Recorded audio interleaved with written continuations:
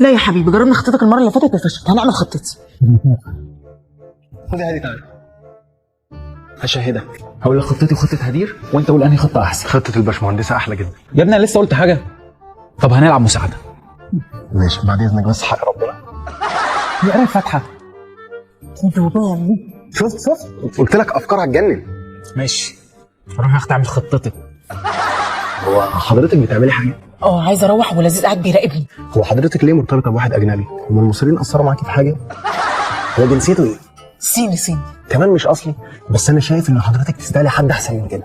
لما انا اللي كنت بحبه وعايزه ارتبط بيه كان ياباني برضه. ليه حصر اختياراتك في قاره اسيا؟ عندك حد مصري مناسب؟ طبعا. فين؟ قدامك. طيب ماشي يا هادي، ان شاء الله هبقى ادور. طب يعني دوري كويس. طيب ما خلاص بقى يا هادي، ده انت رغي. هو كلمني وقال لي علاء انت وهدير تعبتوا في الشغل قوي النهارده، عايزين تمشوا امشوا. كذاب. فتان وقليل الادب. خليك جدع ومشينا. شو هيقفش عليا؟ بص اللي ما عندوش ضمير ده هيقفش عليك وهو يعرف منين اصلا. هيشوفك في الكاميرات. انا قفلت كاميرات المكتب كله عشان نمشي احنا براحتنا. كاميرتي شغاله. ايه كاميرتك دي؟ اللي في عينيا. يعني يوسف ممكن يشوفني دلوقتي؟ هو شايفك فعلا. عايز حاجه علاء؟ الو. ايوه يوسف انا علاء، سامعني؟ ما انا عارف يا حبيبي، ما انا شايفك. في حاجه في الشغل ولا ايه؟ لا يا حبيبي تمام. الا انت يوسف عمرك ما قلت لي على حوار الكاميرا اللي في عين لذيذ دي. وانا اقول لك ليه؟ هيفرق معاك في حاجه؟ لا يا حبيبي مش تفرق بعد اذنك. على المكتب يا علاء. طيب